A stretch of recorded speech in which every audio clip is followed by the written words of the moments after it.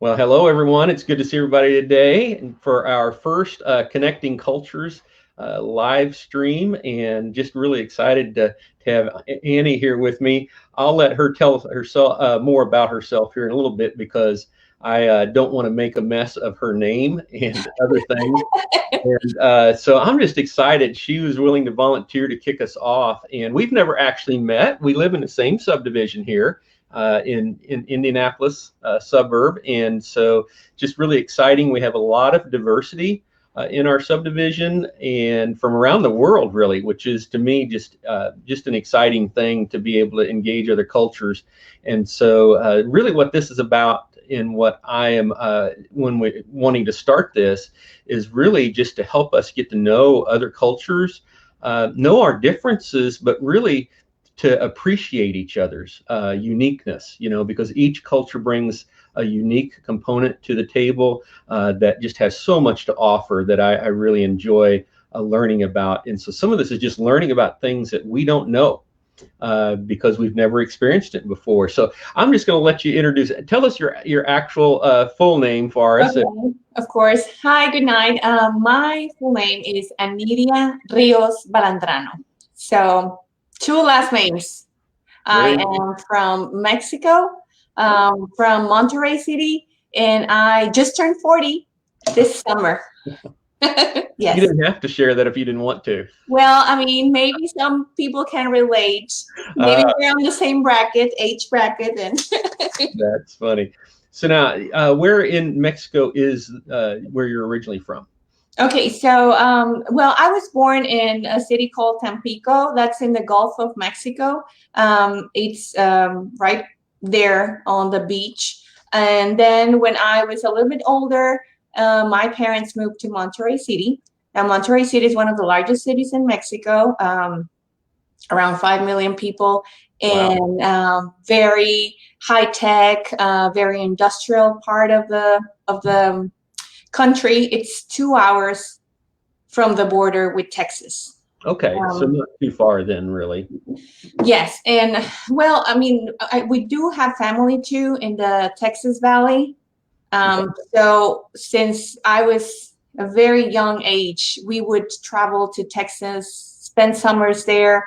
So I was always in contact with the culture here in the United States. Very, very good. So now, tell us a little about just kind of your story of coming here. What brought you to the United States? What brought you to Indiana? As exciting as it is. Right. I don't know. I mean, I think there's a certain path that we all follow through our life. So I try to make the best from where I am, and the reason why is like I was already. It's 9 years. I moved here to the States 9 years ago. Wow. So yes, it goes so fast. Yep. So my husband worked for an American company, and they started operations there in Monterey City. And then, I mean, he always had this, dream or wish that he would like to live in the U.S. So my sister-in-law lives in Tucson, Arizona. His family is from that area too. He was born in Mexico too. So he always had that thing. So when this company started seeing like he had potential, they offered him a position. And we always thought we were going to move to Texas. And they're like, no, we have a position in Rochester, New York. Would you like to go to the other border, Canada over there? And we said yes. It was a hard decision because at 30 years old, you have pretty much your life all settled. But nevertheless, we were like, you know what? It's a great chance. Let's just try. Let's see what happens. And that's how we ended up here. After 5 years, the project there ended, and then we moved here to Indiana. We're the corporate for that same company. So he's been very lucky. He's been working 10 years for the same company. Very good. And then are you do you work as well? Are you work in the home or? Well, when we first moved, we had a 2-year-old, a 1-year-old, and I was expecting our third. Wow. So when that was also part of the culture shock when I moved here. Well, I didn't have any family around, so I looked around for daycare prices. And I was like, okay, I'm staying home Yes. for a little bit. Yes. So I stayed home and I just started working again 4 years ago here. Okay. Yeah, for a Japanese company. So, Oh. And now your kids are teenagers by now. well, I mean, Right? they're twins right now, 11, Okay. 10, Yeah. and 9. So, Yeah. So they really most of what they know is here in the United States then, from memory wise, or have they been able to really engage back in your home culture a lot? that's very important for us. And Good. this is where another cultural issue comes up, because when they arrive here, they spoke Spanish and would only understand Spanish. So my daughter would say, "Hey, mom," in Spanish. She said, "Mom, I really want to learn the hello." That's the way she used to call English. Like, I really want to learn the hello. I think everyone here speaks hello but me. So, I mean, they started preschool, they started those sort of things. And now I think their first language is definitely English. Really? Even though we speak Spanish to them and they would understand everything, they would reply in English, which doesn't suit my parents very well back in Mexico. So what would be the primary language that you speak in your home then? It would be Spanish. You do speak I Spanish? would say 80%, yes. Really? Because my husband's from Mexico too, so it would just be weird for us to speak English Yeah. between us. But I speak Spanish for the kids, and then every now and then I would have to, tell it's like talking with subtitles, because I would say something in Spanish and I would repeat myself in English so they could understand. And they're like, "Oh, okay, I know what you mean now." So they've become quite Americanized then, just from their ages of when they've come Yes. here. And we spend a lot of time. I mean, I think we're lucky that Mexico is not that far away, and we are able to travel pretty often. So they spend summers with my parents. We were just there a while ago. So, I mean, they really, and my parents are also healthy and are able to travel, so they come pretty often too. Well, that's good. Definitely good. So, I guess it's one of the challenges, though, for you. Do you find it a challenge of how to hold on to your native culture of what you grew up with, and have your children embrace at the same time, and that tug of war? Is there any challenge for you in that, you feel like? It is challenging, especially because we both work full time. Mm-hmm. So you always need a little bit of time to go through, I don't know, for them to practice Spanish, to learn how to read Spanish. They're good at it. They're getting better. But it's also nice because I've noticed that as my daughter grows older, she's getting into those teenager years. She's coming back to her roots. Like I guess it's part of being a teenager, wanting to be different. Mm-hmm. So now she's more like, okay, tell me more about Mexico. So we're Mexicans, and so what's our like culture? Or so I find that very interesting, that at the beginning when they were trying to blend in, they were just all about English and absorbing the culture. And now that she knows who she is, she's trying to, okay, I want to go back. Let's see what my grandparents and our culture and our traditions and all that, which I find very interesting. Yeah, that is good, because it's important for us to remember our heritage so often, and we don't want to lose it. But how do you function in a place where it's not the primary, really? And I think that's one of the plus things here in the U.S. is like everyone tries to honor their heritage. Like you would hear, "Oh, I am a half these, half that," and a story when we just moved in, my daughter was listening to some friends saying like, "Oh, I'm half German and I'm 1/3 these and all that." So she said, "Oh, I'm half Mexican." So what's the other half? "Oh, Mexican too," she said. So I don't know. I think she's very proud now, and now that she's older, she's trying to understand more. I like that very much. That's funny. So what do you wish people really knew about your culture? That, if you had to say, I wish they knew this, because if I were walking down the street, you would look just no different than anybody else, right? Right. You don't have hardly any accent at all, and so, but obviously there's cultural differences of experiences of life and things. What were things that you said, I wish people knew this?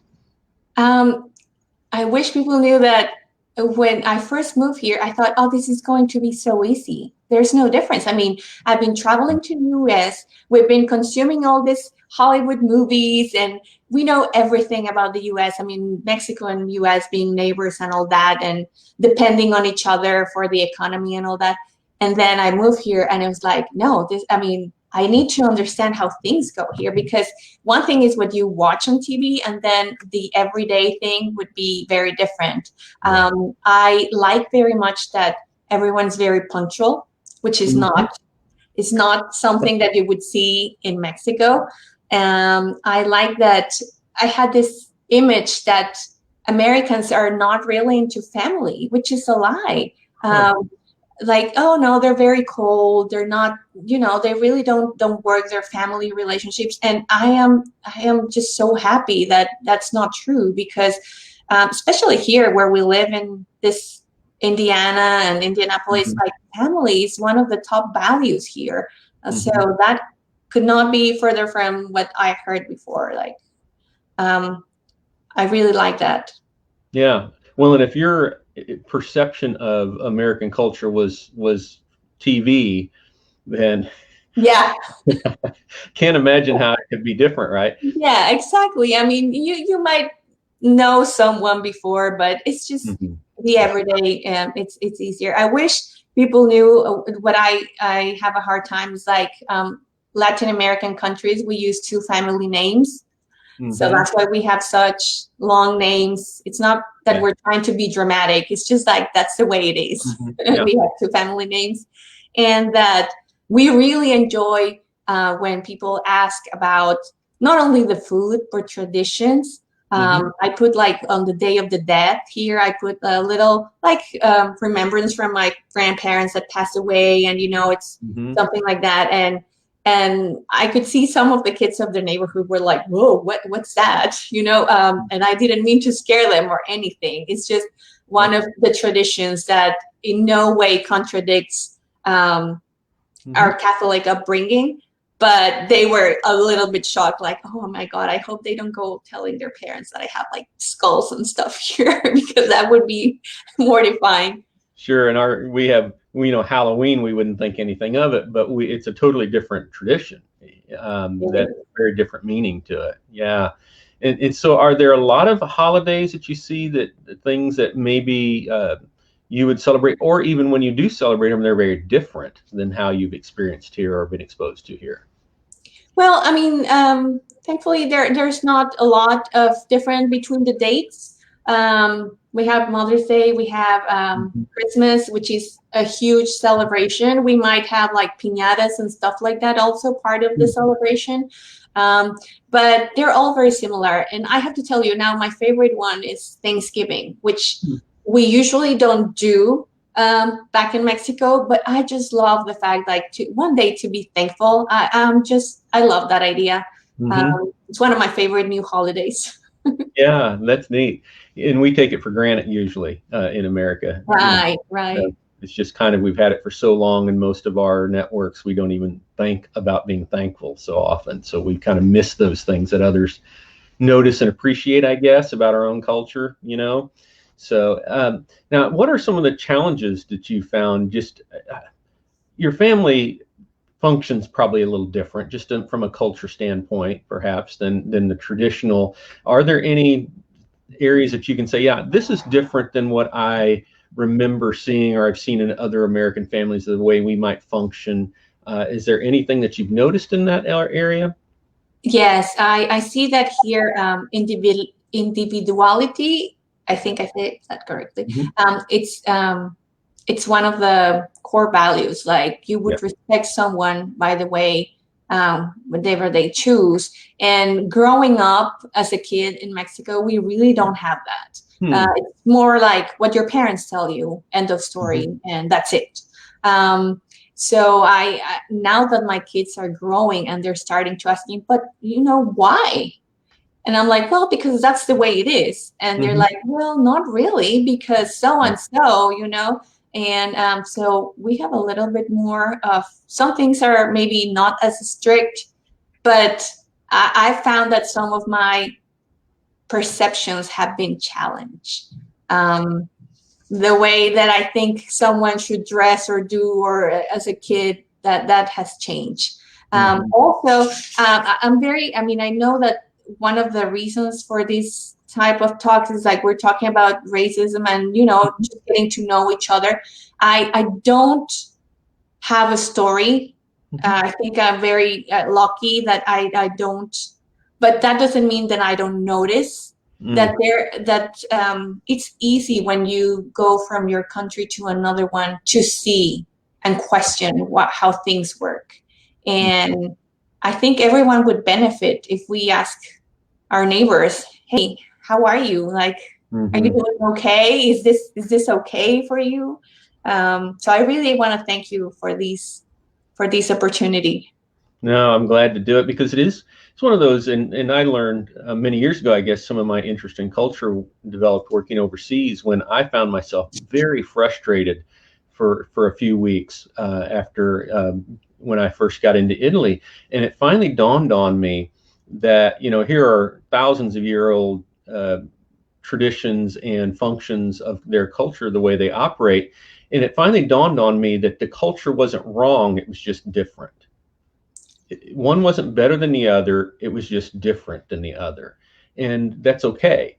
And it took me that realization of how can we recognize those differences and, learn from them and celebrate them more. And you mentioned something about time, being on time.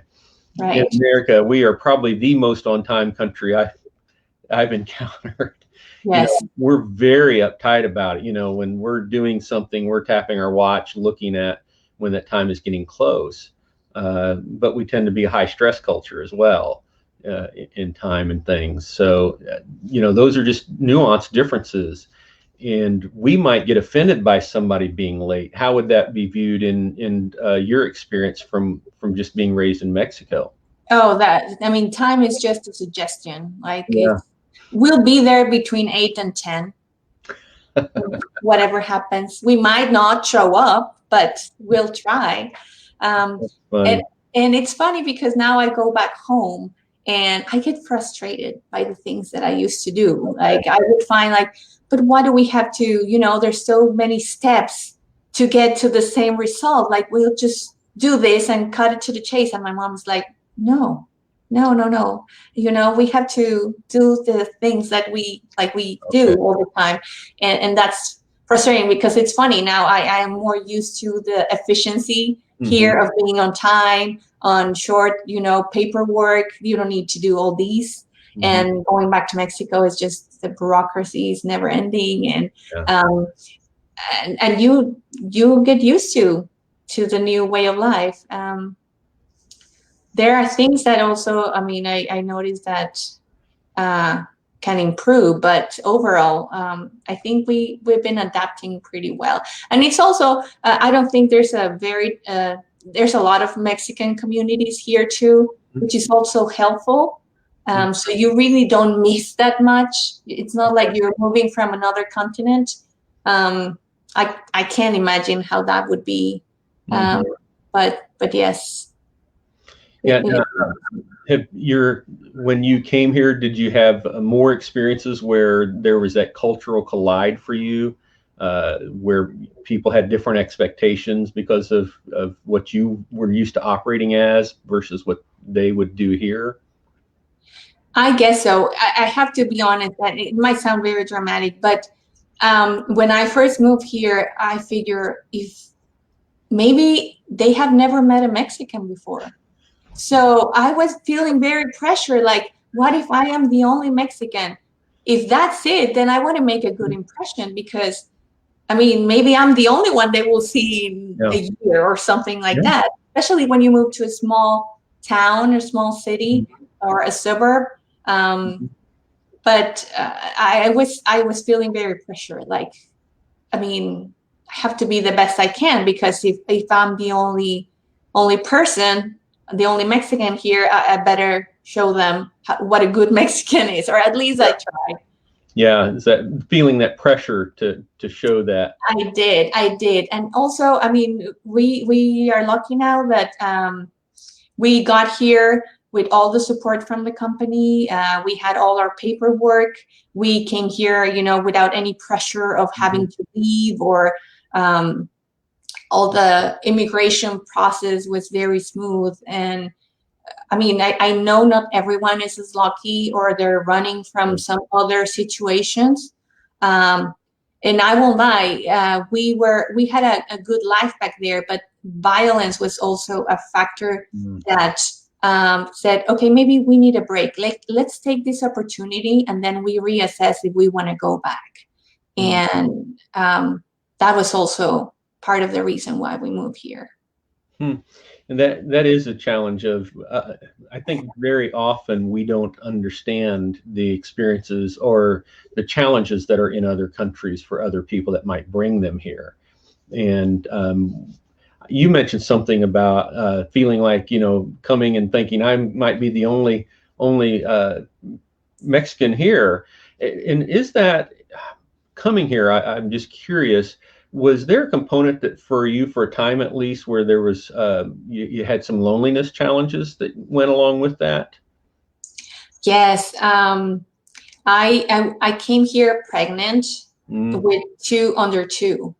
So my mom was not here. There was no one to help me around. I made amazing friends back in Rochester, which I still miss very dearly. And it was a Mexican community of ladies that married Americans, or they moved there, and they were able to help me. I mean, even throwing a baby shower for me, even though it was my 3rd kid, you know, things like that you take for granted when you move somewhere else. It's like you have to start all over. It's high school again. You have to make new friends. And that part is challenging, because as an adult, I mean, you start talking to the other moms at school, you know, you start to talk to people at church or the gym. And I mean, you have to open yourself and be vulnerable. So that part, I mean, the learning, it's amazing how much you learn when you move yourself from a comfortable situation. And I'm very thankful for that. I don't think now that there's something that we won't be able to do as a family, because that strengthens a lot. And we're lucky now we have friends, and you get some experience when you move around. Yeah, definitely. So is there any, I guess for those of us who aren't from, you know, coming from another culture to here, are there any suggestions you can make to somebody, if we have somebody that does move in our neighborhood or next door across the street from us that's from another, is there anything way that you would say, here's a good way to approach engaging that person? Or do they have a need to be engaged? Is it better just to leave them, you know, to come to engage us? What's those challenges or ways that we could do better in that? I would say go and say hi. Let them know that you're there if you need any help, like your neighbors. If they're moving from another country right away, I mean, there's no easy way to ask, but you can, you know, sense, I mean, they're open for a conversation. And it's always good to do your homework. When you travel to another country, you want to read before what you're going to expect. If you're going on vacation to Italy or France or something, you usually, you know, just Google or grab something. I think that's an easy way to understand a little bit better. And just be there for them, you know, try to be thankful if they invite you over. I mean, I know we make like the spiciest salsas, but every single neighbor, they're so kind. They're like, oh, this is good. And they would eat a little bit, and then, oh, maybe we overdid it. You know, we think about that. But that's the only way to get to know other people. Yeah. Do you find that just for yourself, at least coming to America, when you first got here, were you a little bit shy of people engaging you? Did you speak English this well before you came to the United States? No, maybe not. Thank you very much. But maybe I wasn't that confident at the beginning. But now I realize that people don't want perfect. They just want to connect. So now I'm like, well, I mean, if there's an accent, especially when I'm tired at the end of the day, I'm just like, you know what, this is it. This is what I got. But that helped. That helped. I told my parents, I want to thank you for sending me to school, English speaking school, because that also made it smooth. If I want to say, if your new neighbor, if someone you know, they are not comfortable with the language, just, you know, don't try to correct them. Just try to get the message, because we're trying really hard, and we know it's not perfect, but we just want to connect. Well, and you have 2 languages or more? Are you just bilingual, which is enough? Well, when I was in college, I spent some time in France too. Okay. And that did help, but it's very similar to Spanish, so I feel like that was easy. Yeah, it has a similar heritage to it. Well, and I think for those of us like myself, which are, you know, single lingual versus bilingual or multi, I think very often we forget to realize that we're the ones that only speak one language, you know. And so that's the challenge for us, is backing up a little bit and thinking, oh, wait a minute, we're the ones who only speak one language, where many other countries, you know, they speak multiple, or 2 at least. And so we don't make the effort, because we are so used to English being the dominant language throughout the world, that we don't always make the effort to learn the others. Is it one of those that you find, is it beneficial for us to take a little risk to learn, you know, hello or things like that, hola or whatever, in another language that somebody might have? Or is that more of an insult to them to have somebody? I don't take, I mean, I think it depends on the person. I don't take it that way, at least not me. I don't try to find reasons why people perhaps are not pleased with me being from other country, because, you know, there are some people that are maybe questioning, like, well, you know, why do we have so many people moving in? I just appreciate any effort. I love that they would ask things about Mexican food, or, you know, a nice place to go on vacation, or, you know, things like that. It means that they're trying to connect. They're trying to find common ground, and I think that that's great. I don't take offense on that. I love when they sometimes ask, hey, about, you know, the Day of the Dead, would it be correct if we do, you know, the face painting and stuff like that? And I really, really appreciate that they ask. I say to them, you know what, this is the meaning, let's do it, I'll help you. I'm not angry. I just take it as a compliment when someone's trying to understand a little bit more. Just showing that interest at actually. Right. Yeah. So what are some, do you have any assumptions that you find that people make just because of where you're from, that you find you wished you wouldn't make this assumption because of my heritage or whatever about you? Yeah, I mean, I'm not a great cooker. I don't cook very well, and sometimes that disappoints my friends. Like, oh, but I mean, I don't know. I guess it's called Mexican food if you're Mexican, because I cook the same thing over and over. But that would be one. But you know, there was just one time that I thought my accent was part of the problem. My name, I do remember I was driving with my mom. We were driving from Orlando to Indy. And then I called and made a reservation on a Best Western hotel on the road, because we were tired. I was with the kids. And I told them that I was going to pay with a gift card. And when I got there, the girl said, you know what? I don't feel comfortable. I don't think you bought those gift cards. And I was so tired at the moment. I was so angry. Like, can I speak to the manager? I was like, what can you do that? I mean, I already called. And they said that she had the authority to deny service.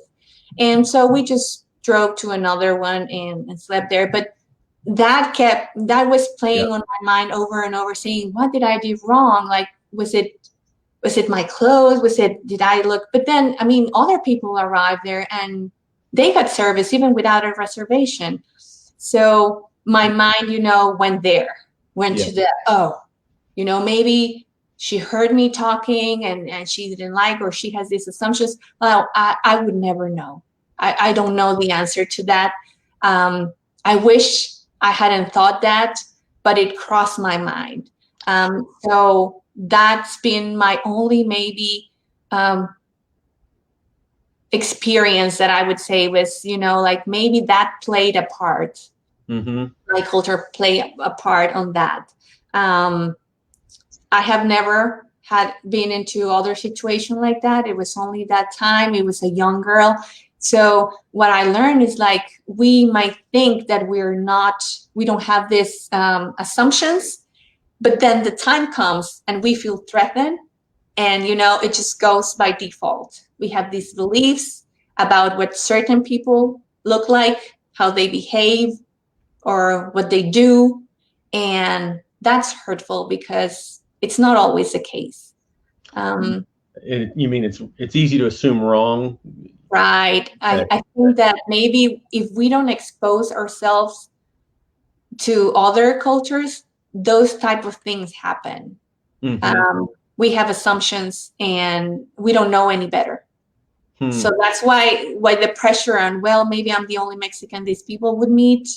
Let me just, try my best here. So I think that it might be just me, but I think that's also part of everyone who moves from another country here. We've discussed that, and it's kind of in the back of our mind, like you want to make a good impression because you have to prove that you belong here. Say more. When you say that, what do you mean by that? Well, I mean, there's people who might think, like I mentioned, like, well, I mean, we are not doing very well here. Why are we receiving more people from abroad and stuff like that? So I think that they have a valid point too, but that's the pressure, at least, that I felt.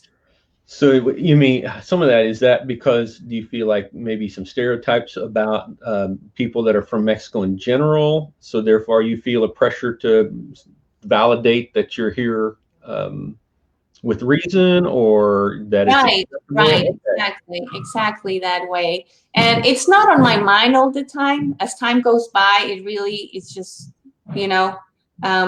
but maybe the fact that I moved here when I was already 30 something with a life going on there, that was a bit of a cultural shock for me, maybe at the beginning. So my kids, they don't care.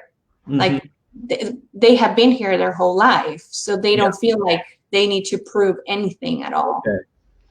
Now it might be my personality, I don't know, but I do have that thought in the back of my mind. Yeah. Now your kids, do they ever feel any, do you feel like they ever encounter for themselves maybe a feeling when people meet you? They've been here long enough. Their English has no accent to it at all. No, not at all.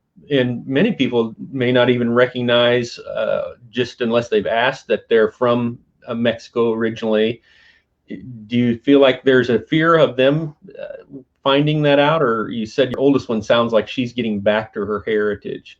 Yeah, no, I think they're very proud because they are okay with it. They spend a lot of time there. I like that they know, they love when we go. We go to Monterrey. It's an amazing city, so they like that part of it very much. I don't think that's part of them, and I really wish I don't want to give them that impression either. Yes. Yeah. I don't ask them to perform in a certain way. Because they have to prove something. I don't do that. Yeah, it's somewhat of I wondered at times with the climate of America, culture and things, if it could become just a perception that they feel, other cultures feel. I've had an individual one time that I asked, who was from another country, just kind of in casual conversation, how long have they been here? And which I have no problem with, somebody coming, and they were a little shy. They were a little uncertain about how to answer that because they were worried about somebody hearing that they weren't originally from here and being upset with that. So I think there's a cultural pressure there that people in America can maybe put off at times, of that the people that belong here are from here, which is, nobody's really from here unless you're Native American. Right. We're all immigrants in a large scale way. And so that's some of those pressures that people may not say, but I feel like I worry sometimes if they might be there for kids and things like that. Yes. I try not to put any pressure on that, or even mention that. I'm just trying to raise, good humans and open to other things and other cultures. And we try to travel and meet new people. And I think that new generations are more tolerant. Yeah. They are definitely open, and they are more accepting overall. And I think that's great. And I mean, the issues we have home is just, parents are not cool, not because you're from any place in particular, just because you're a parent. So it's like, oh no, we don't want to do that. Yeah. But no, I definitely don't want to send that message to my kids. Now, for in us living in the same subdivision, there are numerous Spanish speaking people here. Maybe not all from Mexico, but from other Spanish speaking countries as well. And have you gotten to know any of the other individuals in our community? Not all of them. I mean, I have met some, and we've talked and all that. I do have a group of friends here in Greenwood and Bargersville that are from Mexico too. And I mean, it's funny because that's one thing we have in common, but we are friends not because we're from the same country. I mean, that makes it easier because we don't have to do all the background, you have a similar experience, but we usually just have friends in general. It's nice when you can speak Spanish too. But overall, at the end of the day, you just find people that you like, that you can hang out with, and if they speak Spanish, even better. Yeah. So if you had somebody that's coming in the United States from Mexico that doesn't have your English experience yet, and hasn't had that opportunity, and they're coming here and they're struggling to adjust, what would be your suggestions to them to foster that, I guess, as a part of connecting with others around them? Well, I mean, I've had that experience. I have friends that have moved here into the area, and they haven't been able to either find themselves at home or the language or something. But I mean, that's one thing that I love here. It is true. It's a land of opportunity. Like, there's whatever you want to do, whatever you want to be, you can do it here. If you want to learn English, there are many resources. There's the library. There's a group of people that would teach you for free. There's C9. They have also English classes too. Churches do an amazing job trying to get you, on your feet, like whatever you need, and a group of friends. And I would say that it's just go out there. I mean, if you start comparing, I mean, even if you live here in the US your whole life and you move to a different state, you would be comparing, oh, well, in Indiana, we do things like this, we don't do things like that, or that's just weird, those type of things. And it's the same when you move from another country. You start comparing at the beginning, but if you don't end that comparison game, you're not going to be happy. You need to just dive in and accept and try to get the best of it. Sure. And do you feel like it requires you to lose yourself at all, or can you maintain your? That's a good question. I feel like at the beginning, I was still reading the news back home every day. I would wake up and I would just consume all the nudes and you know, like movie stars and stuff like that from back home. And then I would try to do that here. And it's just never ending. Like you don't have that much time really to go through all that. So I just try to get the main ideas for whatever my friends and parents tell me from back home, be present here. And I do, like, for example, at the beginning, we did all these like huge Independence Day parties for Mexico and stuff like that. And now, I mean, in part we're busy and all that. So it's like, okay, we just mention it. Like we just do something small and so be it. Because if you try to, you know, keep up with the holidays back in Mexico and then here, yeah, I think, I mean, maybe there's people that do. I don't have the time. yeah. No doubt. Understand that. Well, I appreciate your time tonight. It's just been really good to just sit and you know, we live in the same community, but haven't had a chance to meet in person. But also, you know, this is a start. My hope is to do these regularly with people from different cultures or more people from your own even. In our own little subdivision, I know we have people that might struggle with the language. Would you be interested in helping translate for them sometime if we ever have? Yes, of course. I think that would be something even for them. Since I don't speak Spanish, would you encourage somebody in Spanish to be a part of this, something like that for us? Yes, I think that it will help. It will help for them to be comfortable. Like that's another thing. Like maybe you're not very comfortable with the language. I think you should just go for it. Maybe that's part of my personality too. But I would gladly help whoever needs it. That's someone's mother or someone's daughter or father. And I know my parents, they're not very fluent. So I would never not help someone, you know, like I think of my parents and I'm like, I wish someone would help them if they had any issues. So I would help a friend or other neighbors. Very good. Well, if you wouldn't mind, actually invite people in Spanish for me to send a message if they'd like to actually be a part of one of these events. I'd love to know it and love to find a way to connect. Would that be okay with you? Yeah, that would be okay. I think they would love to tell their own experience.